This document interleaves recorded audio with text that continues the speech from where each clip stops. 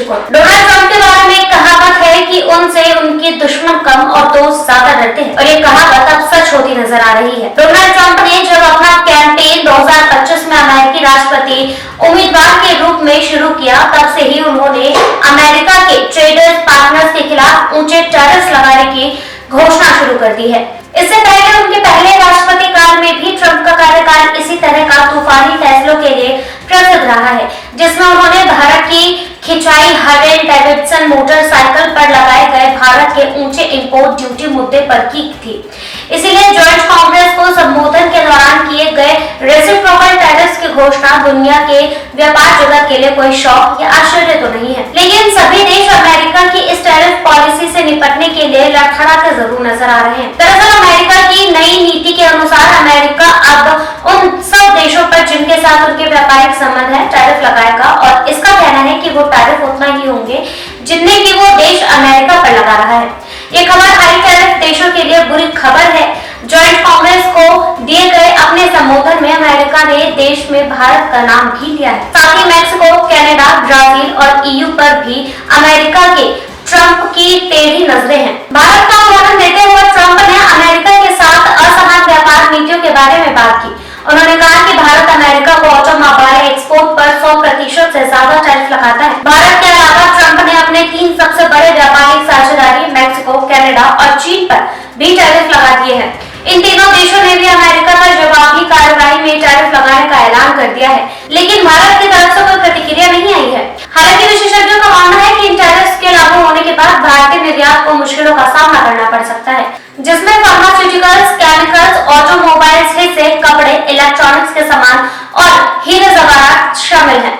ये भारतीय उद्योग के लिए बुरी खबर है, और ऐसे में सरकार की चुप्पी इस अहम मसले पर सवाल खड़े करती है। सूत्रों की माने तो भारतीय खेमे को अमेरिका और भारत के बीच नई ट्रेड डील होने की संभावना है, और इस संभावना के बल पर यह उम्मीद की जा रही है कि शायद भारत इस टैरिफ की मार से बच जाए। इस नई ट्रेड डील की नींव प्रधानमंत्री मोदी के अमेरिका दौरे के दौरान पड़ी थी, और इस समय भारत के कॉमर्स या व्यापार मंत्री पीयूष गोयल उस डील के बारे में बात करने के लिए अमेरिका में है। अपने दौरे के ज्वाइंट स्टेटमेंट में दोनों देशों के प्रमुखों ने नई महत्वाकांक्षाओं को देखते हुए 2025 के पतझड़ तक एक नई मल्टी लेवल बिलेटरल डील को अंतिम रूप देने की बात कही थी।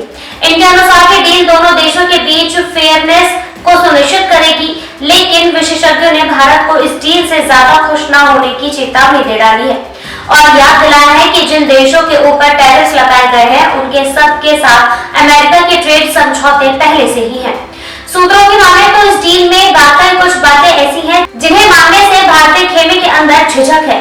ट्रंप के जॉइंट कांग्रेस संबोधन के दौरान दिए गए भारत के उदाहरण से साफ है कि अमेरिका को भारत के ऑटोमोबाइल टैरिफ से खासी परेशानी है। ये परेशानी और भी बढ़ सकती है जब इस बात को भी ध्यान में रखें कि मस्क, जो कि ट्रंप प्रशासन का एक महत्वपूर्ण हिस्सा है, खुद इलेक्ट्रिक वाहन बनाते हैं और अपने पांव अब भारत में पसारना चाहते हैं।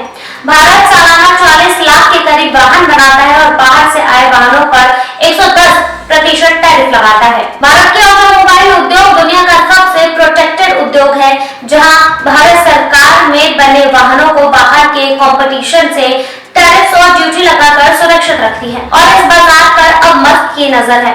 लेकिन भारत के टैरिफ से मस्क को दिक्कत है, और वो सार्वजनिक रूप से अपनी नाखुशी जाहिर कर चुके हैं, और अब मस्क के साथ मिला है ट्रंप का।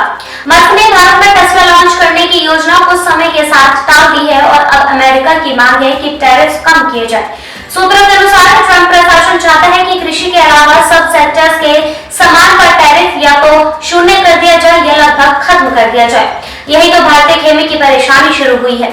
भारत अभी इस स्थिति में नहीं है कि ऑटोमोबाइल इंपोर्ट पर टैरिफ 0 कर दे। महिंद्रा और महिंद्रा एवं टाटा सन्स के इस मुद्दे पर पहले ही अपनी चिंताएं सरकार के साथ साझा कर दी है।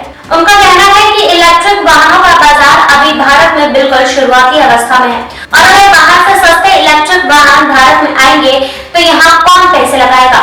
सरकार भी भारत को इलेक्ट्रिक वाहनों के हब के रूप में विकसित करना चाहती है, तो इसलिए ये तो जाहिर है कि बिलेटरल ट्रेड की राह भी भारत के लिए आसान नहीं होने जा रही है। लेकिन फिलहाल एक डील का भारत और अमेरिका के बीच हो जाना भारत के पास इन टैरिफ से जान छुड़ाने का एकमात्र साधन है। फिलहाल के लिए बस इतना ही। इस रिपोर्ट पर और भी अपडेट्स के लिए जुड़े रहिए हमारे साथ और देखते रहिए ताजा दृष्टिकोण। साथ ही हमारे चैनल को लाइक, सब्सक्राइब और शेयर करना ना भूलें।